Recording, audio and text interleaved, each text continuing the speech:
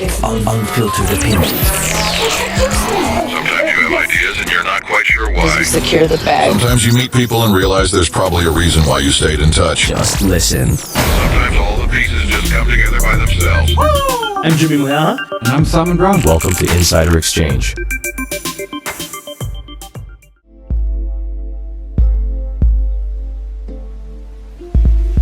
And we move on to our deep dive. We're taking a look at foreign investment tax. Should this be something that the government should be considering in next month's budget speech? We're going to look at it from a couple of different perspectives. We've seen an increase in the appetite for foreign investors to come and buy things like property in South Africa and to invest into the local economies. But they, at the end of the day, own all of those. And should there be a tax for that? Because it does then make valuations more expensive for locals.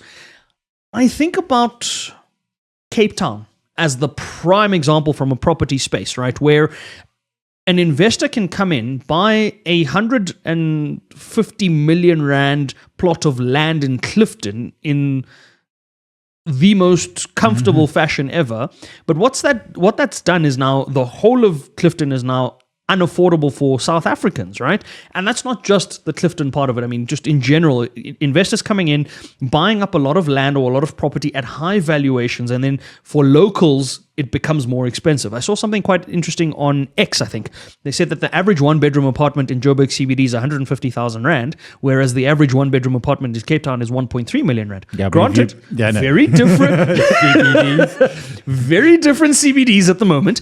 But yeah, I mean, to the point around, should we then say, if you're a non-South African citizen wishing to buy things, the same way we have the Spaza shop debacle about business owners investing a minimum of 5 million Rand and all of that, should we then be saying, if you're a non-South African wanting to buy up property or businesses or anything here, there should be a separate tax for you? And how do you govern that tax and weigh it up against things like wanting to attract foreign direct investment? Yeah. So, I mean, in the Cape Town story, it's like, sure, that's surely an easy win. I remember, and this is 20 odd years ago, my brother-in-law was out and they just sold a flat in Muswell Hill, a tiny flat, barely the size of the studio in Muswell Hill in London. And we were at the V&A in a 3-bedroom apartment overlooking the mountain on the one side, the harbour on the other, and it was cheaper than the flat in Muswell Hill. And his question to the estate agent was, do you take credit card? The answer was no. They estate agents because of the transaction fees. Yeah. But I mean, for him, it was just laughingly cheap. And the point was that he didn't buy it. But even if he had, he would have used it once, twice a year for a week or two here. Maybe the South African family would have gone. But it kind of then gives you a debt accommodation, a debt apartment. The idea around it creates economic activity. Airbnb, sure, but if a foreigner owns it and comes out for 3 weeks over Christmas and it sits vacant the other 49, maybe. And then it comes to the idea that we're not making more land and stuff. But so certainly I think there's arguments for it. Percentages and levels, okay, we can debate those. Maybe, is it just a percentage tax? Because all that does is just make it more expensive for the foreigner. And then if you're Warren Buffett, who cares? Yeah, so expensive for the foreigner who's coming into the economy already with a currency that's stronger than the Rand, most likely, right? So if you're talking euros, you're talking pounds, you're talking dollars, you're talking Saudi Riyal, anything there is worth more than Chinese yuan. Most currencies are worth more than the Rand, right? So any investor coming outside, and those are the typical investors we're seeing, Saudi investors, Chinese investors, European investors, those are the ones that we're seeing at the moment. They come in saying, oh, it only costs 100,000 euros. Yeah. Oh, okay. And it's a huge property and all of that sort of stuff. So from that perspective, how are we benefiting as South Africans, as the local economy, as all of that? The real estate agent is benefiting because they get a commission. The department is benefiting because of the transfer fees and all of those things that happen and there. The Treasury, because they get the tax bill. Right. And then from an economy perspective, but even from a tax bill, they get one side of the tax bill because that person, when they sell that tax or when they sell that property, are not taxed as a South African resident, right? So we need to then now look at those tax implications. Yeah. The current seller that's selling to the foreign investor, that person on CGT, great, fine. Lovely. But then what happens after that? Yeah, and that's the point, right? So this foreigner's paid, let's say 100% surcharge, whatever. I mean, lots of countries do it in various different ways. Some are just like, nope, not at all. How does it in theory work? Well, a bit of cash flows around. You don't get more rates because that's not the valuation of the property. That's just an extra tax on it. So the theory is that you're trying to price the rich foreigners out. And therefore, the seller who wanted what was the equivalent of 100,000 euros now has to only want 75,000 euros because they simply can't find that foreign buyer.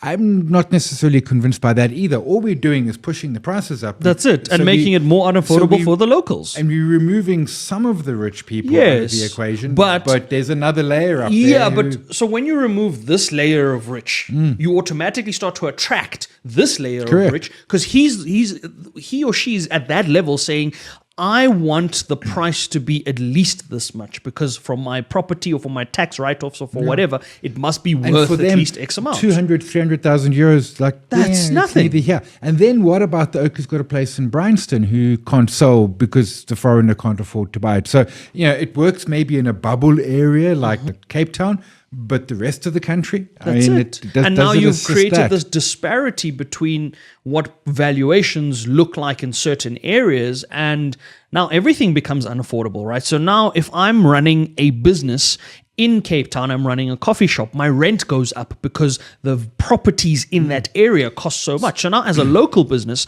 I'm suffering from the fact that I'm in a what they call a high demand kind of area, but because, as you said, those foreigners are not around for 49 weeks out of the 52, my business sits there paying rent for 52 of those weeks, not for, I don't get a discount for when my volumes and my traffics are lower. They're not coming to buy cappuccinos. So maybe the solution is, for example, because, and we're changing track completely. Maybe it's a case of if you want to Airbnb your property, it's now a business and you pay business rates. Okay. And corporate taxes and all of that. Et cetera. Fair. Maybe there's a rule around if a property is unoccupied for a certain period, but that's such a difficult one. That's difficult to prove and stuff, right? I mean, I can just take the housekeeper and it's occupied. Technically, it's occupied. Yeah. So, but from that perspective, how do we now draw the line between that and foreign direct investment? Because we're trying to attract. Because we want that. That's it. You want foreign direct investment here to grow the local economy, to invest in the local economy and everything, but you don't want it to sort of cloud out and isolate the local economy. So how do you draw that balance? And so, I mean, it's quite simple. With foreign direct investment, we are laying out carpets left, right, and center, G7s and 20s and BRICS and all the other bits to try and get them into it. So there needs to be a line. And just a quick look. So the countries that have restrictions, it's always residential and residential only. And then I just had a thought. Maybe the point is if this is owned by a foreigner or a foreign entity, and you can do that ultimately the beneficial owner. UBOs. Yes. Your rates are double because that then does benefit the city. Okay. So if you or I buy the property, we've got rates, but there's a foreign rate and it's 2x or something like that. That then goes into the city so that the oak next door with the coffee shop could have a slightly lower rate. There could be extra cleaners on the streets, better maintenance, so that the community does actually benefit. So rather than a one-off hit, which doesn't do a lot too much, because again, to the foreigner, the rates bill is minuscule. nothing.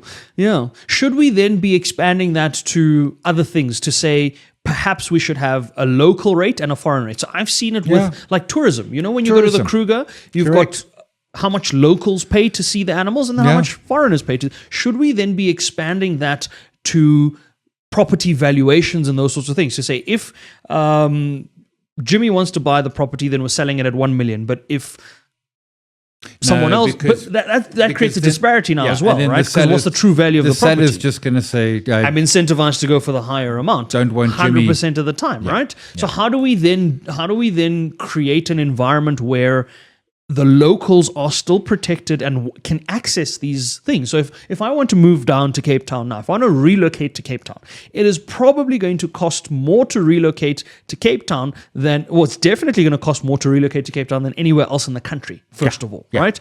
But it also might cost more to relocate to Cape Town than to Windhoek in Namibia, for example. Hey, I reckon there's large swaths of Europe and North America you could get to cheaper. You see, right? So Not the fancy how parts, do you, not Paris, but, you know. if we're sticking with the same narrative that Trump has around making America great again, putting America first and putting South Africa first, how do you create an environment from, and I look at tax because it's really the only tool that government uses to do these things. They're not passing legislation fast enough. They're not, so tax is really kind of where you can see it happening. How do you then create an environment where Sai says, I'm leaving Rosebank. I want to go to Cape Town, but I want to go to Cape Town affordably. I shouldn't be paying European prices to live in my own country. Yeah, and I mean, I don't know what the cunning answer is because anything you squeeze one place, you're shifting it. Yeah. If we took 100% transfer tax onto it, we just get richer people into it, and then the property that was 200,000, they're like, well, let's make it 300,000 euros or whatever. To account for that, yes. And then the very rich. So then it's no longer my brother-in-law. He's like, I'm out of this market.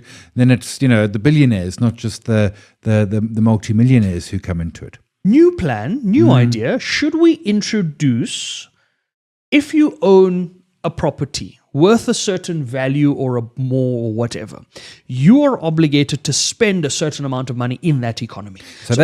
So you own a property worth €500,000. You are obligated every single year to spend at least 50,000 euros in local businesses in that country, or else something. We take the property. So difficult to administer, but a nice idea. Very difficult. Because part of the way you could do it is just, maintenance on the property. You do you hire garden services, you hire those things. You're going to largely be doing that anyway. We can just raise the bar to a little bit higher. Yes.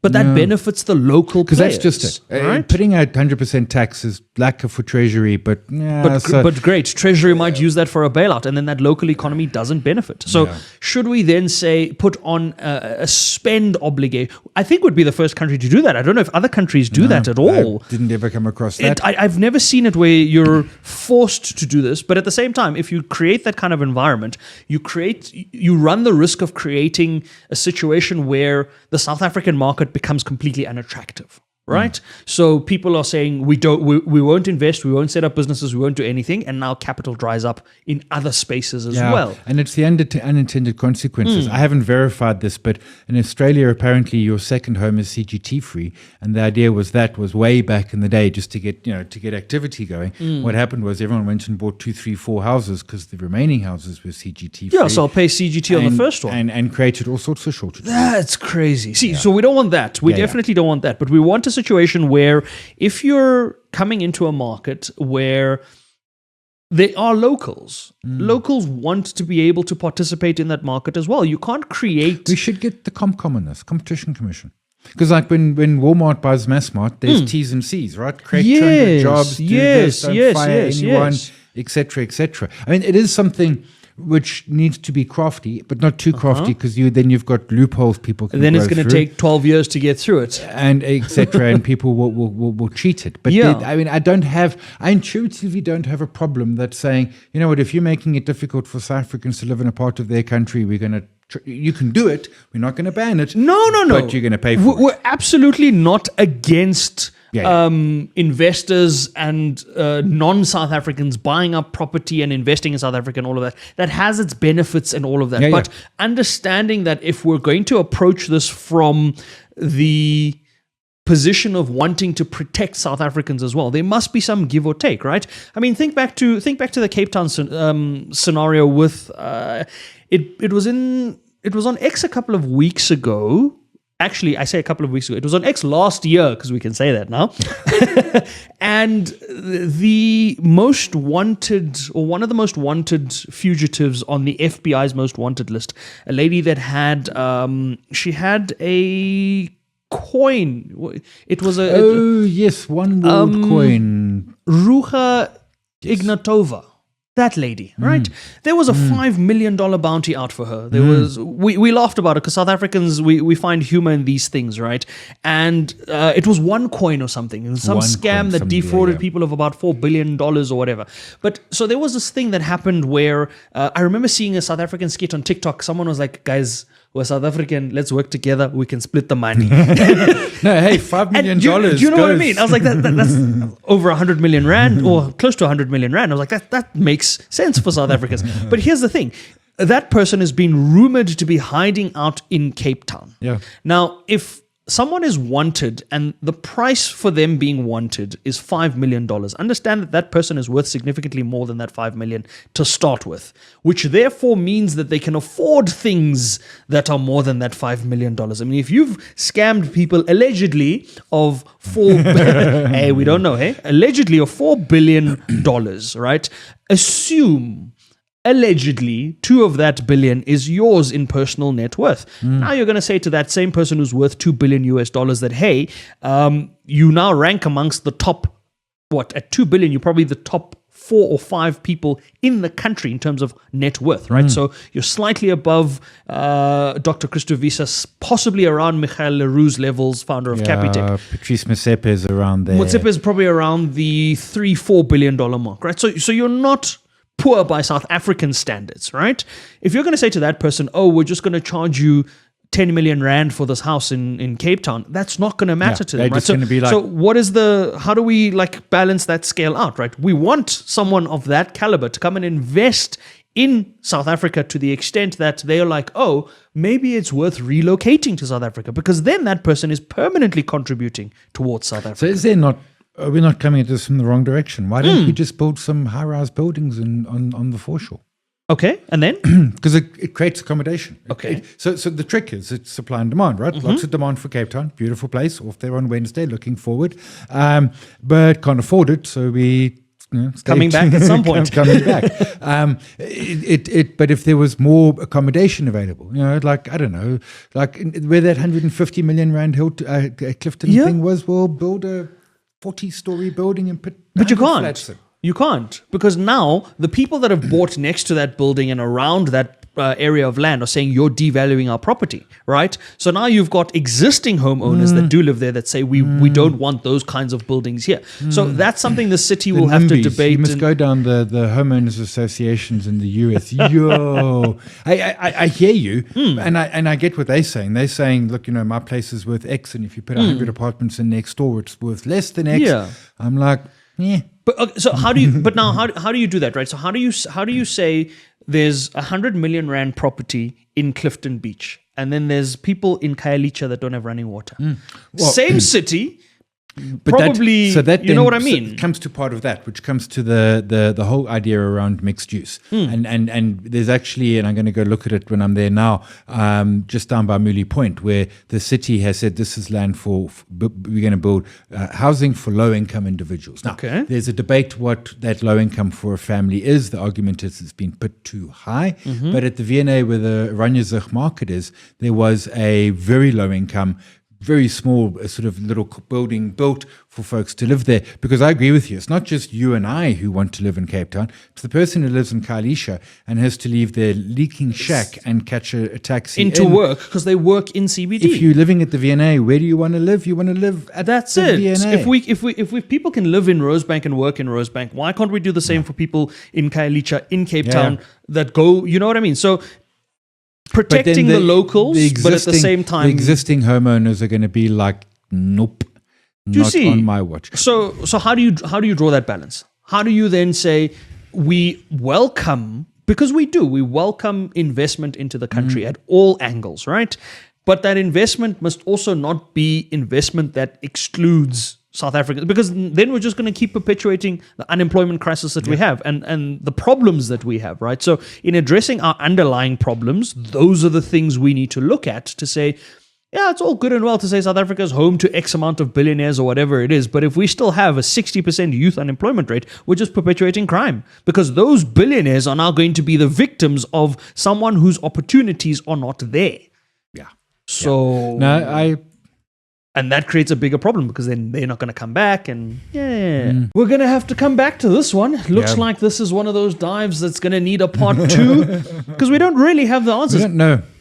If you have the answers, if you have some suggestions, and I think that's the value and the power of community, especially our community, is that we're not afraid to talk about these things and have suggestions put forward. Please, we're going to put the videos up. Slide into the comments, slide into the DMs, give the suggestions. How do you think we solve these problems without alienating any one particular side of the conversation, but achieving maximum benefit for South Africa and for South Africans? That's the question. That's what we're going to put out to our community. Please let us know. And that's exactly where we're going to leave the deep dive.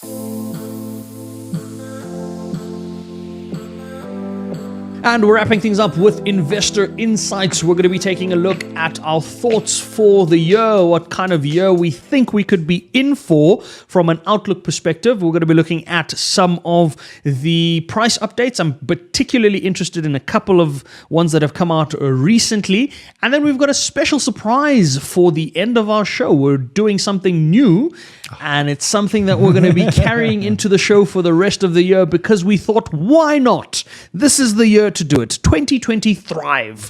We're going to start off with the outlook. I think it's going to be quite an interesting year, and I want to get your thoughts on a lot of things, understanding that we might not have the time to get through all of them, but I think the kind of 2025 we're in for is one that, if I could sum it up in perhaps a statement, is we've been through everything. It can't get worse. Hey, you saw those reports of a new virus coming out of China. We went through COVID. It's like, See? yeah, done that, guys. That's it. Been there, done that, got the T-shirt. So I genuinely think we're in a position where markets are optimistic because they've been pessimistic for so long. Yeah, it's a fair shot. That is a fair shot. And I think we can say certainly the same for local. For the US, I mean, we've had 2 almost 30% years in a row.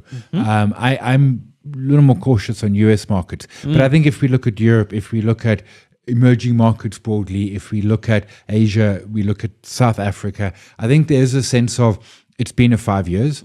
We've come out the other side surprisingly intact, all things truth, and that there is some cautious optimism out there. And certainly that's my sense for much of it. Except, of course, and who was I chatting with? I think it was Simon Fulmore for Independent Securities. And he was talking around value and emerging market stocks that have been cheap forever.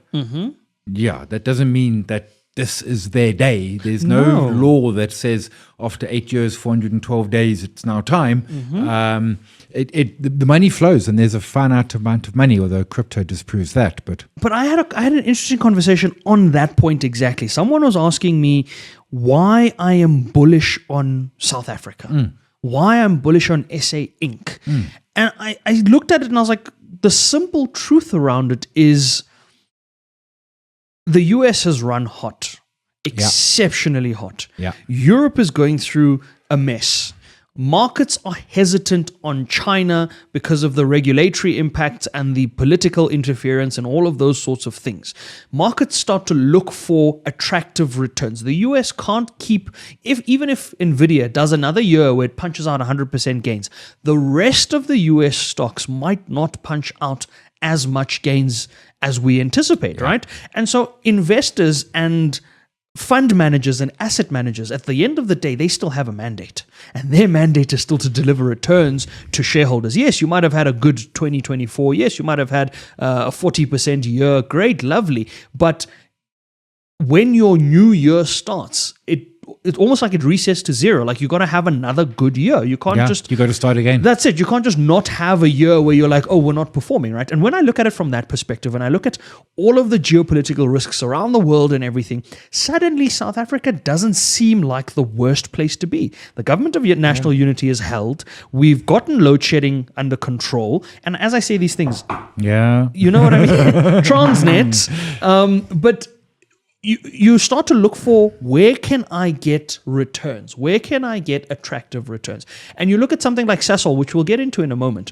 80 Rand back up to 100 Rand, 25% gains on a stock is something any asset manager is going to see as mouth-watering when they've got liquidity that they can pump in. And then you've got markets where you're like, oh, we're uncertain about this, we're uncertain about that. You know what I mean? So I think as long as South Africa can keep on the right track, and part of that right track is potentially meaning a deviation from policy, which we'll get into in next week's Market Matters, because the rates decision happens next week. Of course. On the 30th, we get an interest rate decision from South Africa, and we'll get into the dynamics of that. But part of it might mean our country saying we're going to take a different stance to interest rate cuts, whereas America saying we're going to see less rate cuts. South Africa says to boost our economy and boost our attractiveness, we might do 1 or 2 more rate cuts. And just that simple decision could have a very big impact on how the South African return profile is viewed internationally.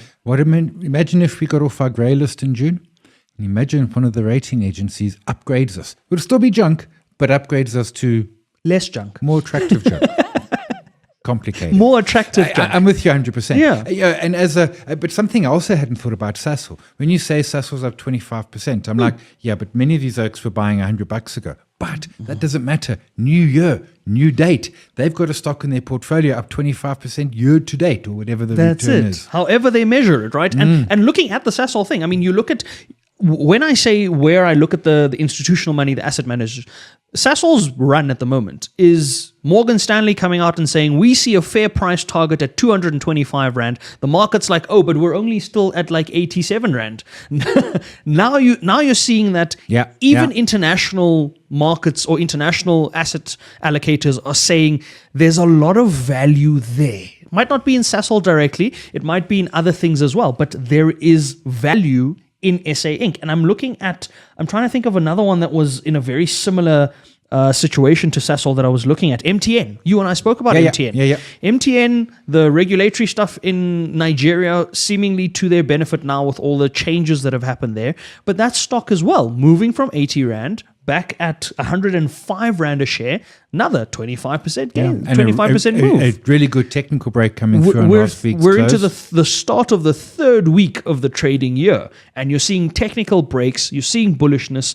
And it's on the non-obvious. Last year it was all It's not even on consumer results. stocks. Yeah, last year it was consumer stocks. It was Mr. Price, Fashini, all of those sort of, and I rode the wave lovely. Now it's like, okay, hang on, really, Mr. Price at 300? No. 150 was a good price. That's but it. 300 is expensive, but MTN is not. And now suddenly it's all those other stocks. And those are partly, I mean, there's lots of, MTN is more a rest of Africa story than it is, I think we're still their second biggest market. But I think there's also just a sense of, the devaluation of the Naira seems to have halted. So was excessive you've as got well. the new, but et cetera, et cetera. So that there is, I like that idea where suddenly those other stocks, which, and in some cases might be a little SA Inkish, but still, they're suddenly getting their day in the sun as well. That's it. And I think if you have the time and the patience to kind of sit there, find the stocks, find the pockets of value, you can literally ride a couple of really good waves, right? If you look at something like the platinum sector,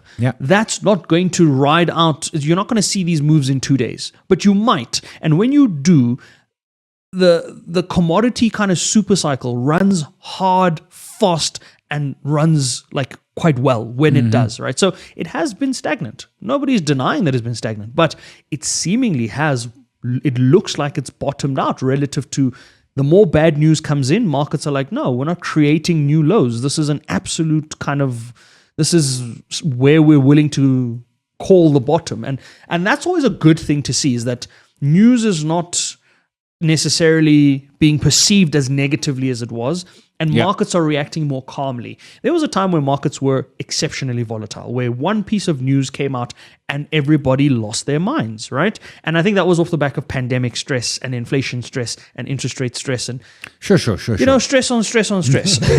Yeah, 100%. Yeah. And it just, I mean, to your point, it does just feel, as a South African, in this January compared to last January, the two big, there were lots on our mind, but what were the two big issues on our mind last January? Elections, load shedding. One went all smooth and the ANC was like, hey, ball, we lost, and then went off and sat in the corner instead of throwing sticks and petrol bombs. And the load shedding mysteriously on 26 March, my little app said, hey, Just suspended. This was never really a problem. Never came back.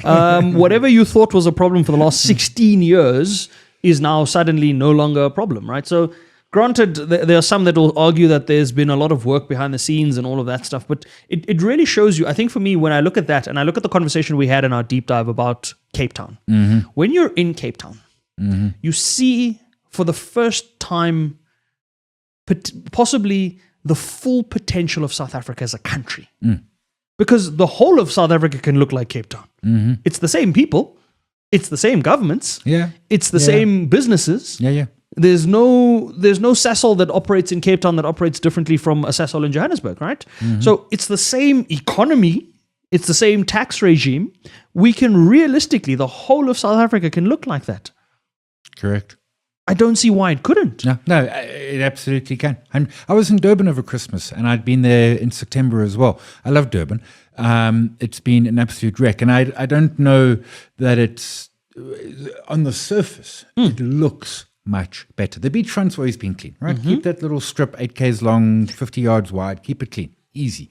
But the city was looking cleaner. Yeah. Is behind the sort of the curtains better? I don't know. I mean, I don't know. But it was looking better. It's not that hard to do. It isn't. It really isn't. And there's proof that if you don't do it, there are consequences. And I mean, I think we'll get into this as well around, it's definitely a conversation that we spoke about last year that we're going to have this year. We might even do it next week for a deep dive around what do we nationalize? What do we privatize? How do we strike that balance and all of that? Because you think about a couple of examples. Now the government wants to list state-owned entities.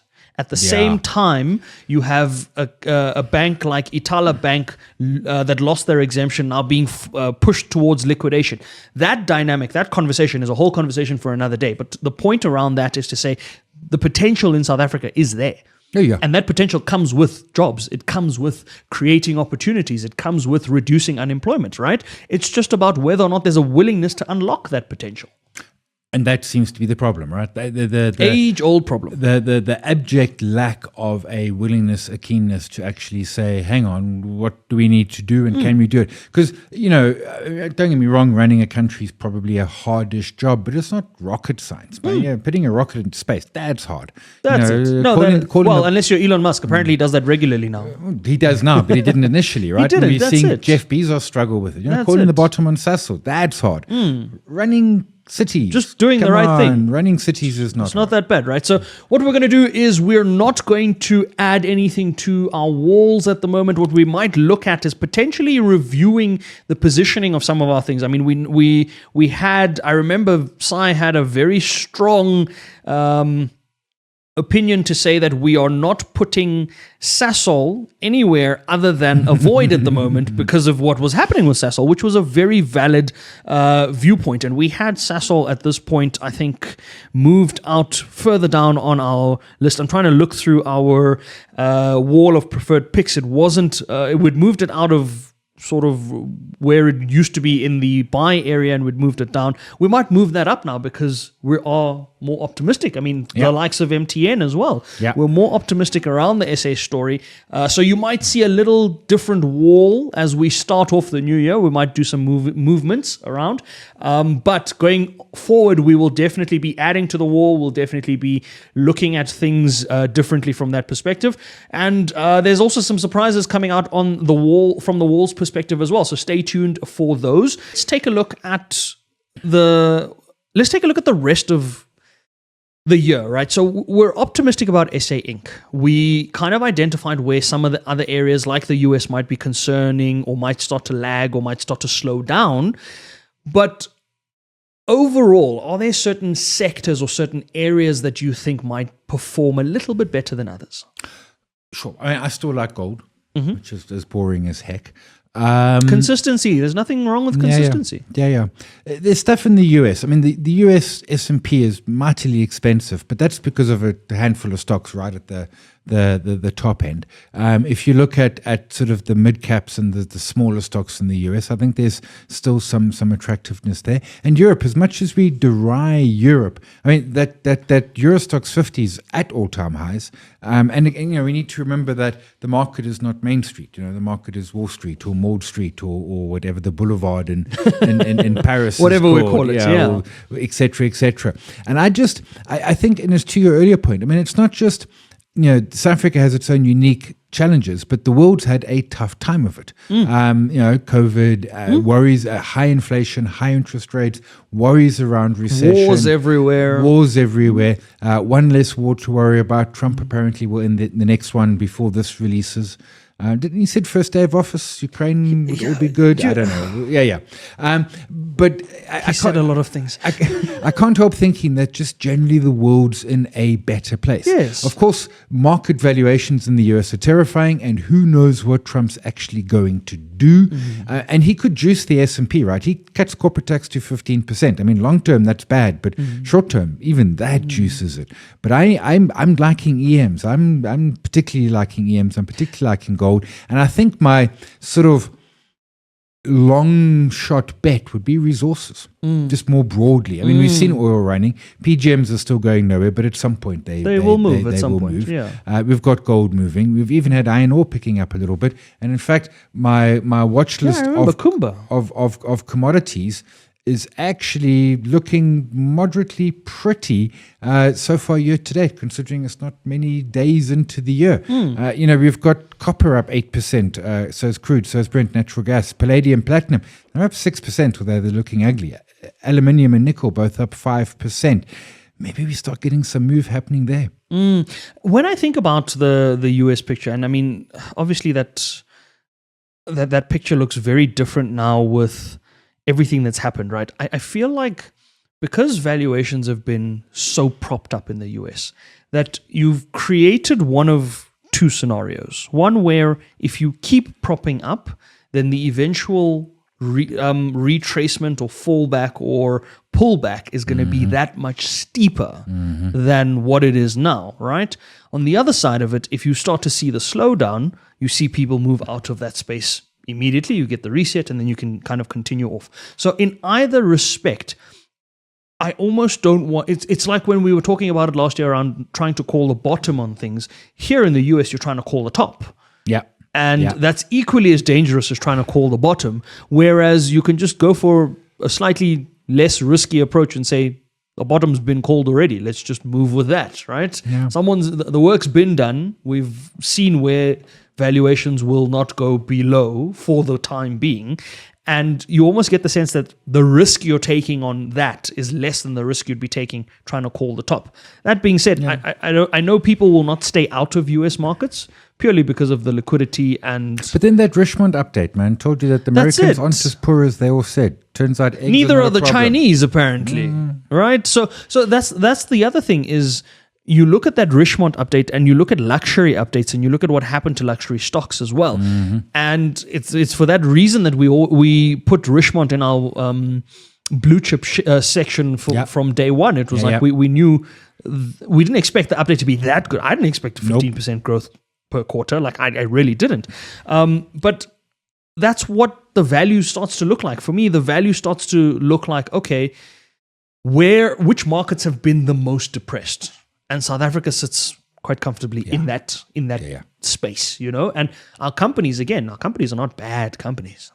They're not companies that are frowned upon. I mean, a ShopRite performs better than, or on par, if not better than, a Target and a Walmart. It has of all supermarket chains in the world with over 1,000 stores, ShopRite is by any operating margin better. See? So we don't have bad companies in South Africa. We just have politicians. We just have politicians. It's not the company's fault, it's the politicians' fault. So as I said, we're going to be reviewing a lot of our viewpoints around what's happening with the wall and where we're putting certain things on the wall, but we're not going to add things to the wall just yet. We will do that later on. But we've come to the end of the show. We have come to the end of the first episode of our 2020 Thrive. We're going to be having a really good year, and it is time for that surprise that I mentioned at the start of the show. We've got a new parting thought that we're going to be sharing. We're going to call it our unfiltered opinion of the week. It's going to be a statement that Sai and I may or may not comment on. But the point around it is it's going to be something that makes sense, is a hard truth sometimes, might be a very unpopular opinion, but it will be the truth. And it will be, from our perspective, something that is hopefully as unfiltered as we can get it. This week's Unfiltered Opinion of the Week. Are you ready? I'm keen. Inflation is the government's way of stealing your money without officially calling it a tax. I'm going to leave it on that note. Until next time, investing isn't hard. Just try it.